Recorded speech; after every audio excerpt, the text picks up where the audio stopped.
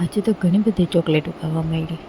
કારણ છે આવા વિડીયોમાં તમને ખબર પડી જશે. તો આજે સવારે માથામાં મસાજ કરાવી અને પછી આવી ગયા રસોડામાં. તો શું બનાવવું હોય વિચારીને પછી બનાવ્યું ગલકાનું જ શાક.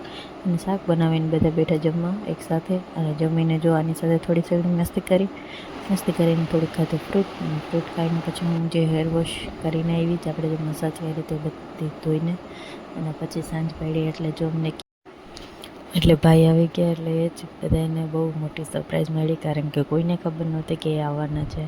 તો બધા હરખમાં આવ્યા હતા. પછી અમે બે બહેનોએ રાખડી બાંધી.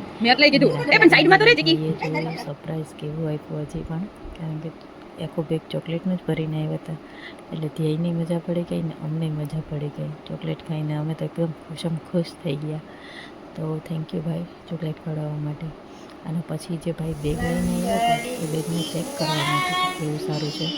તો આ ભાઈ એ જ ચેક કરતા હતા. તો આજનો વિડીયો કેવો લાગ્યો ફરી મળીએ.